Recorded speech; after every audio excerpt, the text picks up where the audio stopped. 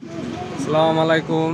Hello viewers বন্ধুরা, আজকে আমি ট্রান্সফরমার কীভাবে বাঁধতে হয়, কত পাকে কত ভোল্ট, সেগুলো আজকে দেখাবো। তো আসুন দেখুন।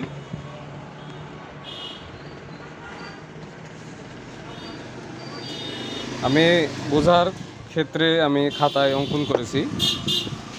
তো দেখুন, এটা হচ্ছে ববিন, কোরের গ্যাপ, এদিকে আছে 7 সেন্টিমিটার, এদিকে আছে 3.3 সেন্টিমিটার। ববিনে স্কোয়ার 7 সেন্টিমিটার গণিত 3.3 সেন্টিমিটার সমান সমান 23.1। এবার আসুন, এক পাক কত ভোল্ট। 42 একটা সূত্র সেন্টিমিটারের ক্ষেত্রে।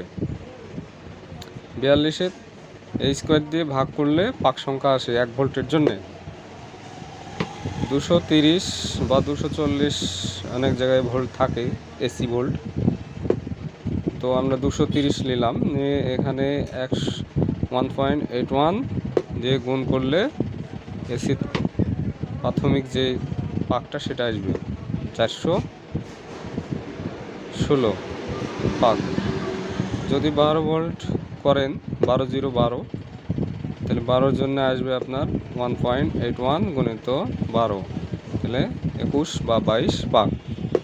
যদি 24 নেন তাহলে 24 দিয়ে গুণ দিতে হবে। যদি 35 নেন, 35 দিয়ে এই 1.81 গুণ দিতে হবে, তাহলে আপনার পাক সংখ্যা বেরিয়ে আসবে। তো আমি এখানে গেজের তার নিয়েছি তামা, এটা হচ্ছে 25 প্রাইমারি সেকশনের জন্য, আর সেকেন্ডারি সেকশনের জন্য নিয়েছি ওটা হচ্ছে 20 নাম্বার গেজের তার।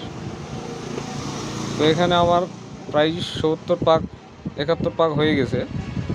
এভাবে আমি 416 পাক নেব।